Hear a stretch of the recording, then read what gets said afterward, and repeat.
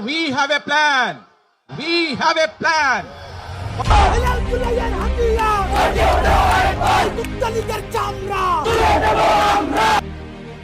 Doctor Tasnim Jara NCP থেকে পদত্যাগের পেছনে বেরিয়ে এলো এক চাঞ্চল্যকর তথ্য। এটি কি স্বেচ্ছায় পদত্যাগ নাকি তাকে পদত্যাগে বাধ্য করা হয়েছে?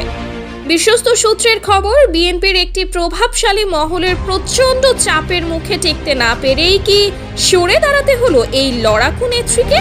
হাদি হত্যার ১ নম্বর আসামি মির্জা আব্বাসকে রক্ষা করতেই কি এই নোংরা খেলার আয়োজন?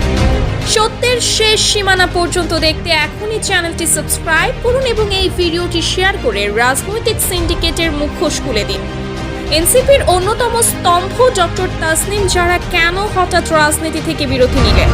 পর্দার আড়ালে কি ঘটেছিল? গোপন সূত্রে জানা গেছে, হাদি হত্যাকাণ্ডের প্রধান আসামি মির্জা আব্বাসের বিরুদ্ধে কঠোর অবস্থান নেওয়ায় বিএনপির একটি অংশ ডক্টর জারার ওপর ক্ষিপ্ত ছিল।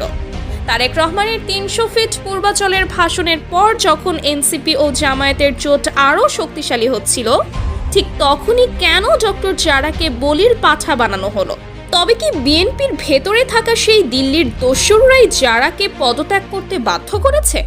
শরীফ ওসমান হাদি হত্যার সাথে মির্জা আব্বাসের সম্পৃক্ততা এবং খুনি ফয়সালের ১১৭ কোটির লেনদেনের তথ্য ডক্টর জারা জনসমক্ষে আনার চেষ্টা করেছিলেন, আর এটাই কি তার অপরাধ?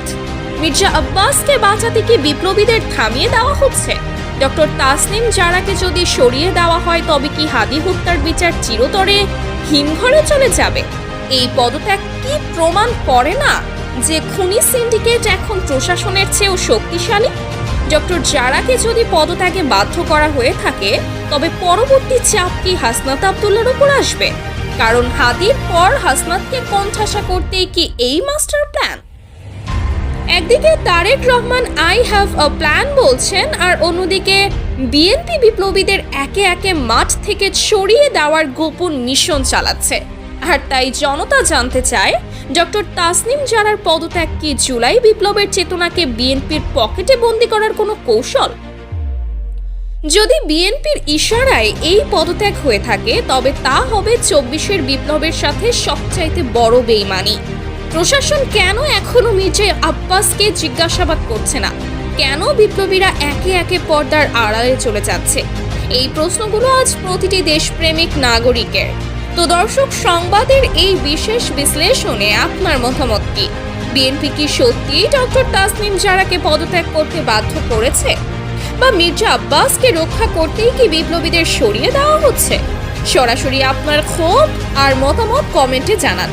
পরবর্তী গোপন খবর ফাঁস করতে আমাদের সঙ্গে থাকুন, ভিডিওটি শেয়ার করে বিপ্লব রক্ষায় এগিয়ে থাকুন।